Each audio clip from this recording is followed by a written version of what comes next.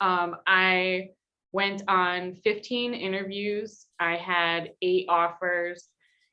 So I have a lot of experience, but only in-person interviews. By the time the shutdown actually happened, I'd gone on all my first round interviews, 2 in-person second visits, and then the shutdown happened. And then I got wind of the hiring freeze, so I kind of quickly signed on the dotted line. But yeah, I'm happy to answer any questions you guys have. Awesome. Let's go to Devin next. All right. Hi, I'm Devin Schweppe. I'm at the University of Washington. Let's see, I only applied to 2 places. I got 2 interviews and 2 offers. I went up early because my wife's from Seattle and it worked out really well. And yeah, then it worked out. So she was very excited and I'm also very excited. Yeah. Awesome. Yeah, and Hui? Hi everyone. My name is Hui Ye. I currently work in China Pharmaceutical University. I don't have too much of interviewing experience. I got my current job. I think I interviewed CPU and Southeast University and also another pharma company when I was still in US. So yeah, and I also prepared like 2-page, 3-page slides, and although some of the material is very like a personal opinion, but I would like to share with the audience. Yeah, I think and I think that'll be perfect. We'll do that at the end, and then I'll make that available to all the participants in case they want that. So then you guys can have some advice from Hui. And so finally, Jessica. Hi, everybody. My name is Jessica Spino. I graduated toward the end of last year in October, defending my PhD. And very similar to Devin, I applied to 2 jobs, went to 2 interviews, 1 over Zoom and then 1 in person. And I got 2 offers, and I went with the one that was more appealing. More appealing on the sense of location. So my fiance, who also has a doctorate, works for a pharma company in Princeton. I was looking anywhere that would put me in a good spot in that area. So I picked the position that was gonna allow me to stay with him. So yeah, very excited to just give some advice for those new graduates. Yeah, so, and we've got some great questions from the registration, but yeah, again, please, if you have specifics, throw them in the chat. And if you have them for specific people, just put a little @ and we'll make sure they address them. But to start off, so this one might be a good question for Stacy, is what were your most common questions in the many job interviews that you went to, so that people that might be going to the job interview section can think of some good answers for them? Oh, what are the most, that's a tough question. I can say on the Skype interviews, the pre-interviews, the most common question was, why are you interested in our department? Or why did you apply to our department? Without fail, that question was asked. In terms of the on-site interviews, the conversation's geared less towards why you were interested in the department and more about your science. So I feel like that the questions that I got were mainly directed towards what type of instrumentation I would need, what I could teach. They do sometimes ask, especially if you're talking to the chair, whether you have a 2-body problem and if there are any of those types of considerations that need to be taken into account.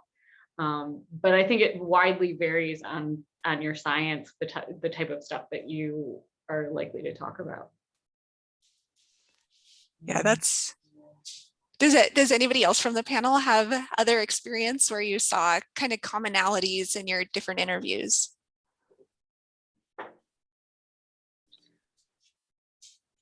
I would say it was the same thing. It was, yeah, why do you want to be here? I think part of it was insinuation that, would you be happy here if we gave you a job offer and likely to come?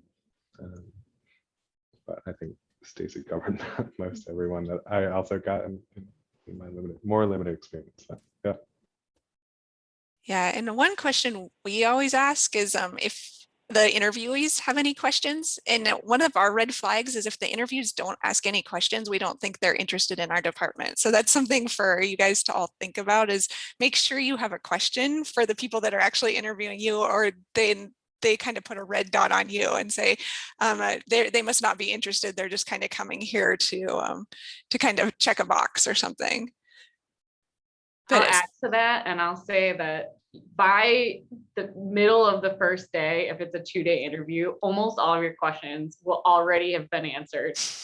But just ask the same questions to multiple people, because you will get different answers from women versus men, or junior faculty versus senior faculty, and it'll give you a better picture of the department as a whole. And you won't have that red flag that Erin described on your head, because you'll consistently be asking the same questions. Yeah, and it's not so much more in like the early stages, because it's not so bad. Like if you do run out of questions, be like, oh, I've asked like all the other people questions. But if you don't have questions for anybody, or if you don't have questions in that first Skype interview, then it is kind of like, oh, I don't think they're really very interested. But yeah, so another question that came through is when you guys answered the question, what's your greatest strength and weakness? What did you say? Or if you did, maybe you didn't get that question, but that's a very common question for interviews. And so I think we'll start with Jessica this time, if she has a good answer. So I didn't get this question. And knowing that I was going to have to answer these, I actually thought of a question that I got that was like, oh, this is kind of like a contrast of that. I got asked, like, how do you deal with stress? So somebody asked me, like, how is it that you deal with stress? And they just wanted to know, like, are you a procrastinator when you're stressed out? Do you just get angry when you're stressed out? So I answered that truthfully of like, well, like I am a procrastinator when I'm stressed out. But so it's like, if I know it's a big deadline coming, I'm start getting stressed, and like somebody needs to like check me of like, how are you doing on that deadline? And be like, oh, like I got it. Or be like, oh, like I need help. So just be truthful. Like they're gonna ask you like, what is it that you want, or what is it that's kind of like your great like strengths and weaknesses. And one of mine is that I like to put things off until the very last minute. Yeah, no, and I agree. Being truthful is very important. Hui, what did you say to that question, or did you get that question? I personally didn't get this question. I think we ask this kind of question a lot when we're interviewing graduate students, because we always worry about the like psychological issues after they enter the PhD stage. But I think I have some suggestions when we actually being asked this kind of question. So for greatest strength, I think it's very important to be positive and be open-minded to, especially to collaborations, because when your department hire you, or the company hires you, they actually want you to be someone that could be very useful for them, not just for you to develop your own lab, but also other faculty members in your department. They certainly want to establish collaboration if you can bring some technique very new and very cool. So I think it's very important to show your attitude to being an open-minded person, and you can really for example, as mass spectrometrists, you should be not just focusing on developing your own techniques or application, but what you're doing will certainly benefit benefit the whole department or even school. So for weakness, I certainly wouldn't suggest you talk like something very negative, right? For me, I would just say I'm too concentrated to work. sometimes, and I like after work, I still think about science stuff, something like that that wouldn't hurt, but also show you're very someone very passionate about science. So yeah. Yeah, your weakness is you don't have a hobby. Devin or Stacy, did you want to respond to that? I've never gotten asked that specific question before. The last time I think I was asked that was at an interview for a grocery store when I was in college. That's funny. So yeah, maybe that question's not as important. One that I think is really interesting, and it shouldn't be asked, but you could end up in a situation where it is asked, it shouldn't be, but is somebody asked, how would you respond to a personal question like someone asking you if you're planning to have kids? You get that a lot. Go for it, Hui. Yeah, I said we get that kind of personal question a lot in China. Yeah. Whether you have a relationship, and whether you plan to get married and have kids. I get that. I got that question when I was interviewed for CPU, because they wanted to know after you join the department whether you will have like maternity leave or something like that very soon. So wow. one of their. Yeah, all of our HR training is like, you cannot say that here. Bothering, yeah. I will have to say, on the note of, I think somebody brought up the point of like having the two body problem, is that I was in the situation, like I was never asked like, are you expecting somebody? I'm getting some feedback here. Okay. So yeah, so I got asked. I didn't get asked, but I was very upfront about when I was interviewing of like, I'm interested in this job because I like the science, I like what you guys are doing, but I'm also here because it's like nearby where my spouse works already. So we don't have to relocate two people, it's only one. And so one of the jobs I went on interview on was for a postdoc position. And during the process, I had the offer, and I had verbally accepted this offer. And then I was then called and told, hey, so it looks like I'm moving across the United States. Just wanted to let you know.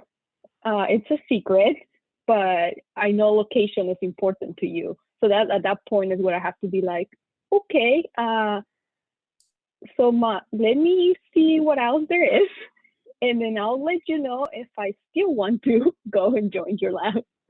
And that's how I ended up with the job that I have right now, because have I not said up front, like I'm looking for, like, I care about the science, but I also am looking to stay in the area, I wouldn't have been told that, and I would have found out maybe months down the line of like, hey, you only have a job for like 8 months.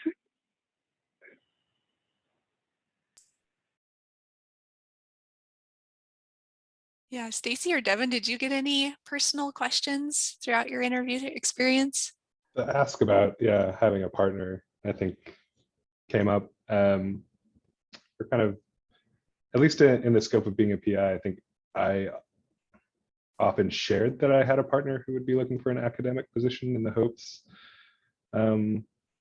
So particularly, I also interviewed at Mount Sinai, and there's a public health program there to try and see if there were options, what would be available to her. And so I think there's some leeway to, I volunteered a lot of information. Oh, I have a partner who's looking for this, and we would be really excited if you had an opportunity like this.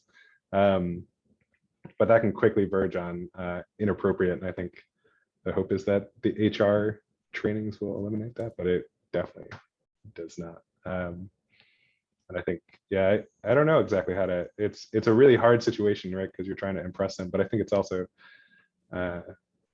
part of the logic is if, right, what's the quote? If people tell you who they are, listen, right? So if the department has people like that are asking that kind of question, is that necessarily maybe a place you want to be if you have an option not to be there, right? So.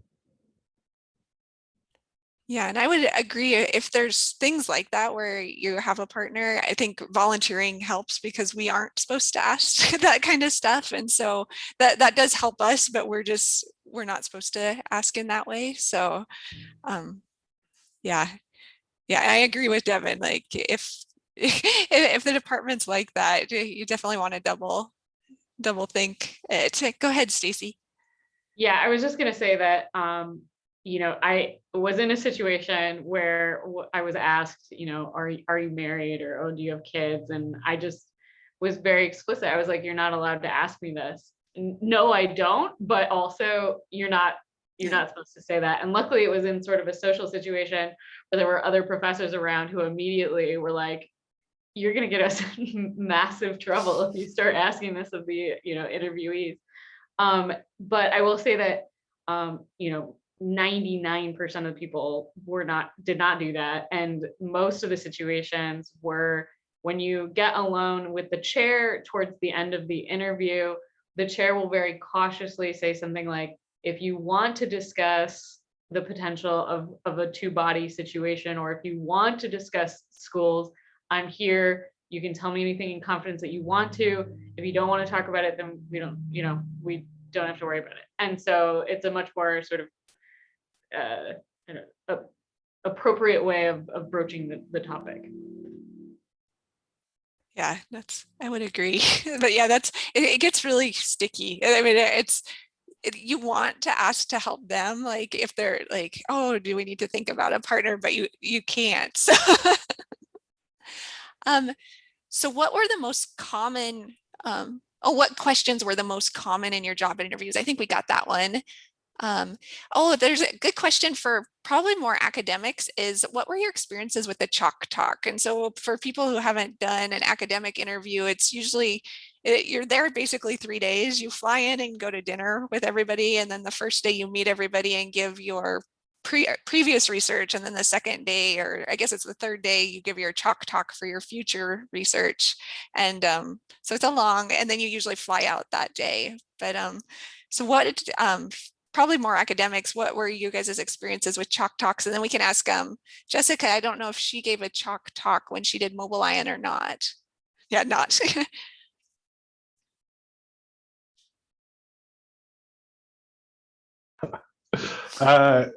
So for me, the most helpful, well, the two most helpful things were I gave lots of practice chalk talks.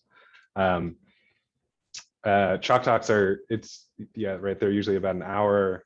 You go and kind of pitch to the department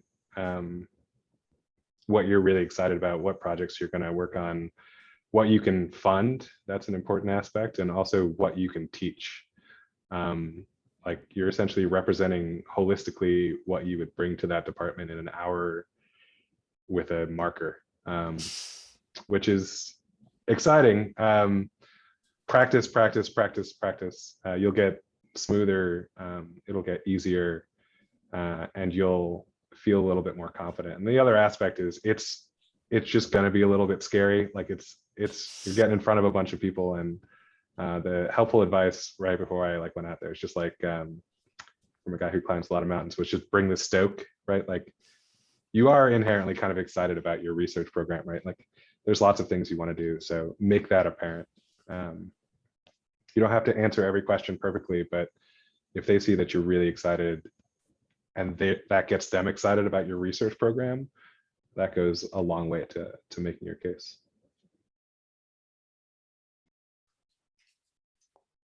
Yeah, so I had totally variable experiences in the chalk talk, and I will say, I will agree with Devin that the commonalities are that they want to see that you're long-term thinking, that you know what projects that you want to do the minute you get in the door, but that you also have a long-term vision for what your program is going to be and what you're going to be known for.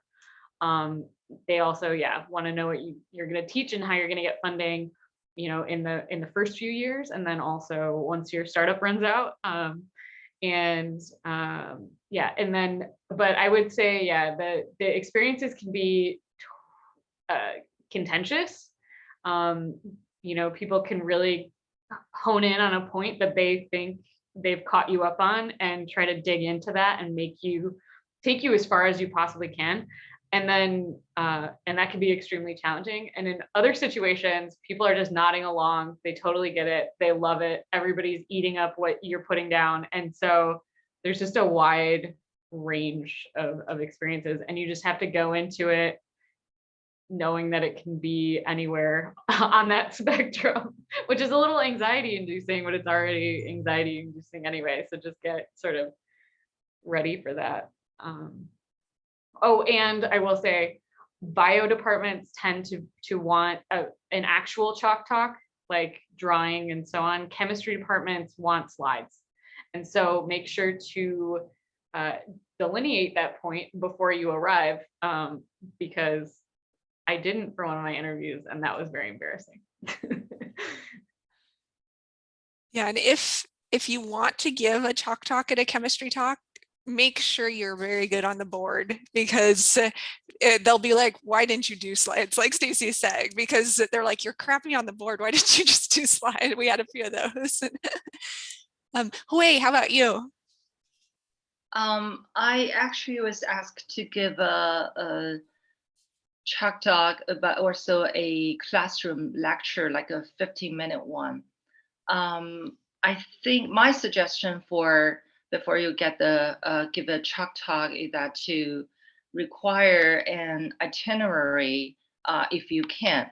So find out like the location of the room that you're going to give chalk talk, and also the like who the audience are, because that will make you better prepared for the upcoming stress. Because I still remember when I was being interviewed, I was expecting like 4 to 5 people interviewing me, but when I walk into the interview room, it's a like big conference room, and there are like 20 people sitting there and staring at you when you walked in. So I still remember like my blood pressure just like went up this high, because I wasn't expecting such a full room. And although I can quickly adjust it to it, but I think if you can find out who which faculty members are your like interviewers, and what kind of situation you're facing when you being interviewed. I think that surely helps. Yeah, that's such a good point, because I mean, in our chemistry department, it's anybody from inorganic chemistry to organic chemistry to physical chemistry that can be sitting in all these talks. And so you can be getting hit from all kinds of different directions. So good question. We'll start with Jessica on this one. What was the most challenging question you had in your interviews that made you sweat? That question that made you sweat?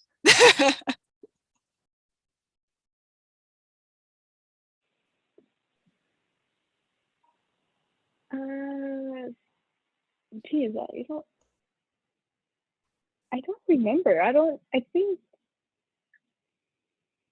it was when I was like interviewing for the postdoc position that I got a question on like the nitty gritty of like how the time I was doing like footprinting, and it was like actually a like part of my talk that I was like doing, but it was like very specific to the research that I was doing at the time. It wasn't like anything on my personal like skills. That because at the time I also made me very nervous because I panicked, and it was like months before graduation. I was like, I can't know I answer these. So it was very different on the postdoc interview and my industry interview, because the industry were more of like, what are your skills that you're bringing to the company, as to the postdoc was more like, okay, you have these skills, can you take your skills so we can fill the gap that we have in the lab. It kind of felt that way when I was doing it. So I think the hardest question was like that came was probably when I was doing the academic interview that they like asked specific about my research and my presentation. Yeah, and then there's a good question in the chat from Sarah Martin, and it might be more of a comment, but I might have Sarah talk. You said be prepared for lots of behavioral interview questions for industry positions. So what do you mean, Sarah? Yeah, so I think like a lot of the panelists, I did my graduate work and then a postdoc, which is a really different interview experience. So when I went and interviewed at industry jobs, it was just very different. So one of the common ones you get a lot is, tell me about a time where you had a conflict with somebody else and how you solved it. And they'll dig quite a lot into that because they want to understand how you interact on a team. Because in industry, you work a lot on teams. And so they'll dig a lot into those questions to kind of see behavioral patterns that you might kind of express, because past behaviors, they think kind of dictate future behaviors, and they want to know culturally how you'll fit in. And so it's just like, it's very different than, I think, in a lot of the more academic positions, they really focus on your science, and they still do that. But there's this whole other aspect of the behavioral part that was like a big learning curve for me that I didn't have experience with before I interviewed for my first industry job. So. Yeah, no, that's such a good point. And I actually got a lot of questions like that at PNNL, which is kind of more, academic-y and industrial combined, but there were a lot of questions of how would you deal with this situation? You have somebody in a team that doesn't agree with your ideas and they throw a fit, and then you're like, oh crap, I'd run out the door. But yeah, that's a really, really good point on, I didn't get any of those types of questions when I interviewed at State, so. Yeah, and a lot of those questions also always come from like before your interview, so it's always the screening one. So it's somebody that like, Mobile Lion kind of doesn't do that because we're like really small. But like if you're trying to apply for like big pharma companies, they will have somebody looking at your resume that doesn't know the science, and they just want to know like personality wise, do you meet the criteria? So yeah, I forgot about those. Yeah. How about you, Stacy? What was the hardest question you had throughout all your interviews? I've been sitting here racking my brain trying to decide what was the most difficult. All of them have to do with my science. And so it's going to be a little bit of an esoteric answer, but I'll try to generalize in the sense that, again, I interviewed at bio departments, med schools, farm schools, chemistry departments. Chemistry questions are going to be more basic science, and were easier, at least for me, to answer because I've always been in chemistry departments. That's what I'm comfortable with. In the bio, farm, med departments, they really dug into how are you going to turn this into a therapeutic? Take this into translational skills, and that's tough for me because I'm not a translational scientist, and so that was those types of questions are probably the hardest, because then they want even follow-up questions on that, like, oh, well, how is that feasible, so on and so forth. And then just in glyco research, I think there are a lot of people that aren't necessarily convinced that glycosylation is important, and so convincing somebody that is already sort of a naysayer is not fun. So yeah. How about you, Hui?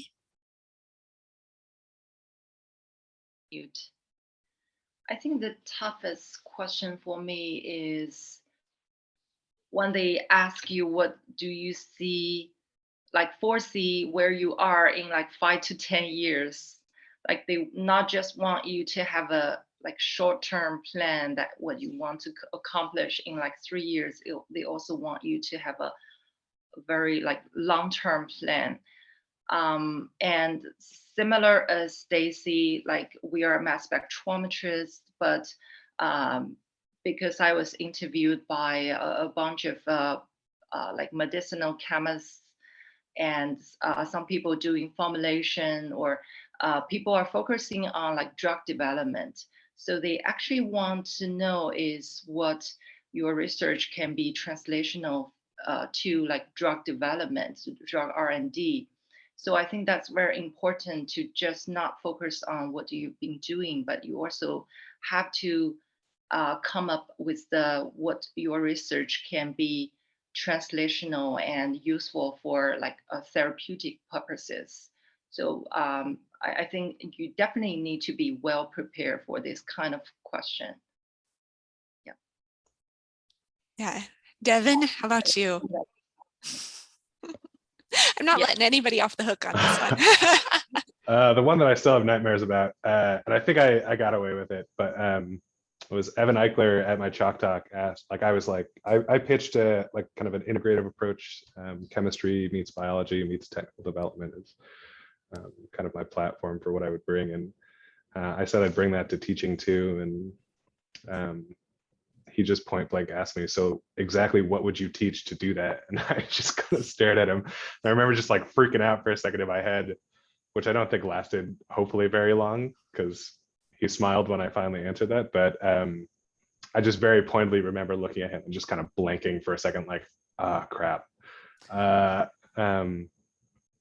But that kind of like secondary level of kind of aspects of the interview that I hadn't necessarily thought as much about, particularly kind of teaching. And at that point, there weren't a lot of DEI departments or committees in most of these departments. So aspects of that too, like, oh, what would you bring? How would you make sure to teach in an equitable and inclusive way? Making sure to kind of cover those bases, because that, especially now, is just as important as kind of the science that you're going to bring there. Definitely. And if you guys have it in your packet, make sure you have a DEI statement now when you're applying. That's really, really important. So there's a few questions coming in on the chat now. And so Benny had a question of, how should you approach it if you haven't personally come across a scenario that they're asking you to be put into during your job interview? I'm guessing this is more for the industry, so I don't really have an answer for that.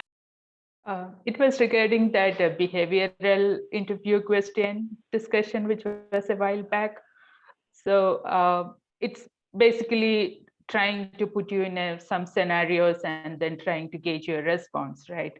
So is it like, suppose that they wanted to know what is the challenge which you have faced, and the question is on a very particular challenge and you have never faced it. So in that cases, how do you come up with and answer as a hypothetical situation or something from your personal experience? I'm trying to remember back, because I did do like a few fun screenings, and there was, and I think I did have a lot of questions where I was like, I've never run into this issue, and I think I said, I was like, I work in, like, I very bluntly, I was like, well, like, I'm a graduate student, I haven't had a job in industry, so I haven't had this issue. But then I tried to relate it back to something that might have been similar to it, even though it probably wasn't. But in my head, I'm like, yeah, that makes sense. I was like, the math spec wasn't working that day, and I got very angry at it, and then just talk about the math spec like it was a human. It's like, and I wanted to like punch it, and I just like walked away from it. And it's just like, I don't know, we used to name more math specs in my PhD. So I'd be like, yeah, so like I was mad at Athena. So I was like, I'm mad at you right now. I don't know what's going on. So I walked away and came back, and everything was fine. So there's always a way to relate it to something. Jessica, if you don't mind me asking, was that an on-the-fly answer, or did you prepare for this beforehand? Oh, that was on the fly, because I mean, we all work in mass spec, and we all know there's the days that you just want to pick it up and throw it out the window. Yeah, and it's okay to show personality and humor in your interviews too. Be a real person. You don't have to be a robot and have the exact answer that you think they're looking for, because that's almost a red flag too. It's like, oh, they didn't have any personality. Like, how are they going to deal with other team members or students? So, but definitely always, like Jessica said, is make sure you come up with some kind of answer, do a hypothetical, something. Don't just say, oh, I've never been in that situation, and kind of turn that question off. Always make sure you say something. Another good question that's coming through the chat is you guys interviewing where you're actually going to. And so Lindsay said, it's been mentioned that it's just as important to interview them as well. So coming prepared with questions for the interviewers. I feel like many questions for the interviewers need to be sneaky because people aren't likely to be straight and honest with you about the downsides or difficulties of the position. Do you guys have any examples of things that you asked the people that were interviewing you? I found the opposite. I found people were very honest. There were a good number of people who were very honest about how they found the department to be and who wasn't living up to certain expectations in that department. Not everyone, clearly, but there were definitely some people who were willing to dish and did so actively. But I would say the advice I got from Doug Fowler here, who you of course know, Lindsay, was just ask, right? Just ask straight up. I don't know. It's I think there's some people, particularly as I think Stacy mentioned a while ago, that like will be maybe a little bit more upfront with you, like the chair, and kind of you can chat with. But yeah, in the end, you just eventually have to ask these questions if you can't find someone who's just gonna kind of dish it. So I was gonna say grad students will tell you everything. And if a grad student lunch is not on your schedule, ask for it to be put on your schedule. This is useful for many ways. One is getting the truth. Two is finding out just more about their experience, and whether they're on fellowships and what fellowships are available to them, and what they TA'd. And so you get a whole nother view of the department. So grad students are great. I also, in my experience, the assistant professors were much more likely to give you real talk than the sort of more senior people. So make sure there are some newly hired assistant professors on your agenda as well. Yeah, and another thing, and not that anybody here would do it, but sometimes we put undergrads in with the grad lunch too, and we'll find out if people aren't interested in the students, they usually don't find out who the undergrads are, that there are undergrads. And we had somebody totally diss undergrads during the student lunch because they hadn't asked who the students were, what they were about. And so that was like an easy way to be like, but so your student lunch could be a mix of undergrads, grads. You never know what the department might put in there for you, because a lot of times we'll have undergrads on the hiring committees too to check out the professors coming in. Yeah, that's huge, because I think that's a really big filter and a really good thing to point out, because take those lunches really seriously. One, eat. I didn't eat. That was a bad thing. But like take those very seriously, because departments will filter you kind of out based on like not having good interactions with students. I also had postdoc lunches, so not having good interactions there, because they want you to interact well throughout the department. Yeah, because that's what the first question we'll ask the students is, can you imagine working for this PI if you were interested in that area? And if the students say, no, there was no communication, so that's a huge red flag for us right away. So there's really great links in the chat. So Ling put a link to some responses. So please check those out for behavioral interviews. And let me keep going. So here's another question by Crystal. She said, I attended an ACS Kickstarter event for career prep, and they recommend you prepare for the interview with 5 experiences that really showed how well you worked with other people, overcame failure, gained necessary skills, etc., and then cater those experiences to the question they ask. Did you guys do any of that, or?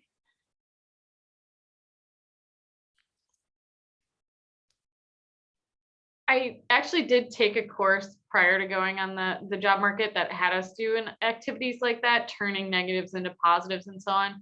But to be honest, very similar to the strengths and weaknesses question, I didn't really get any of those questions. So it might be more of an industry type thing again.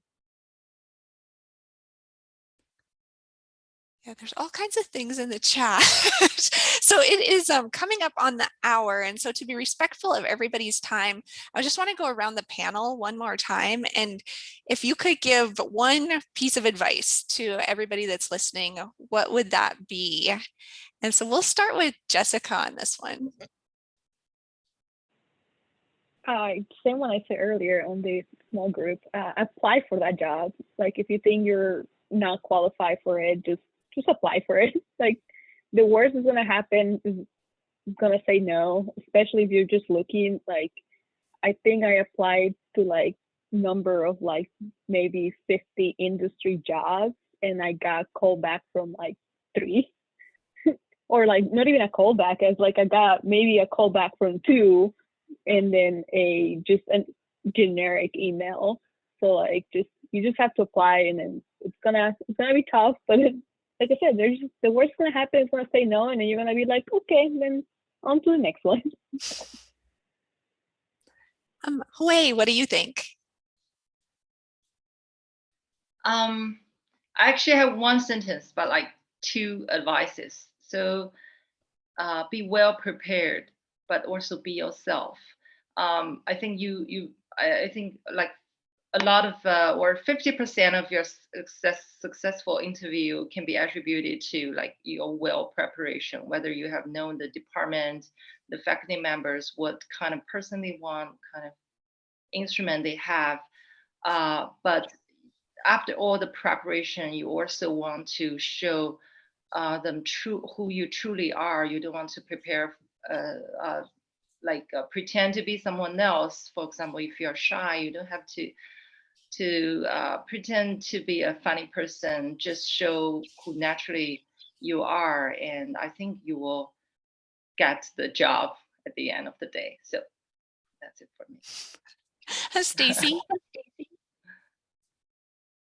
Well, I also have 2 things. The first is a reiteration of being yourself, because you know, this is also a job for you for ostensibly quite a long time. So you want to make sure you fit as well, and you're not trying to just be what you think they want you to be.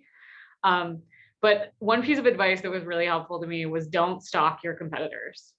You could very easily find out online who is also interviewing at the same institutions, and do not go on their Google Scholar and do not Google them, because, you know, in all likelihood, at least one of them is going to have a stronger CV, but they might have a totally different skill set and they might not be what the department is looking for. And you might just get into your head by doing that and then psyching yourself out. And so I didn't look up anybody, and I think I was better for it.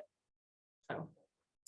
Yeah, no, I think that's such great advice. And just because you don't get the job doesn't mean that you didn't interview well either. I want to stress that is a lot of times, like when we look for somebody that doesn't have any overlap with anybody that's in the department, or so that we can add a new piece. So if some overlap comes out in interviews, a lot of times that's one way for us to be like, well, they're an amazing candidate, but that's just not the right fit for our department. So never feel bad, never feel like you failed. Just it just wasn't the right fit for what was going on. So Devin? I mean, I think y'all did a phenomenal job. Just like those are all the best. I think, yeah, I would reiterate one what Jessica said too, that just apply, put yourself out there. It's really stressful. It feels hard to like do that and put yourself out there and go for these jobs sometimes. But kind of a good question to ask yourself every time you say to yourself, I'm not ready, is why am I not ready? And really question that. And then the other thing I would say, especially for academic interviews, is email every person you met with, every single one, and have some tidbit about what you talked about and what was interesting and why you're excited about that place, because not everyone does that. And it can be one of those key factors that stimulates maybe a conversation with someone in that department, or just like completely gets over a question of like, is this person really interested in coming here? And it's just also just a good kindness to do if someone took the time to meet. So. Yeah, no, it's like getting a thank you note, and it makes the other side feel really, really good. So if anybody has to pop off, I think Hui, if you'd like to show your slides, I'll give you access so you can do that before we wrap up. So I do have to go because it's my turn to make dinner. Nice. Thank you. From that. Yeah, thank you so much for joining. So yeah, before you go, let's give the panel a huge round of applause. Thanks. But yeah, thanks so much. Yeah, if anybody has any questions, find me on LinkedIn, find me on Twitter. I'd be happy to give you try to give you some bad advice. You have a job. I don't think you have bad advice to give. Yeah, well, thank you. Thanks, Jessica. Bye, everybody. I also have to run, but this was awesome. Thanks so much for having me. Yeah, thanks so much, Devin. I haven't figured out how to share screen. Okay.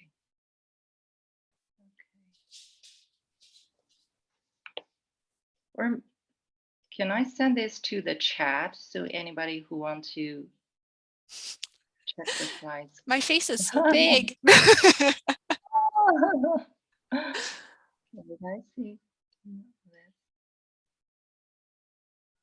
So I think it's pretty much what we've been covered for like during today's. It's just one thing I want to mention is that stay open to your future colleagues or collaborators.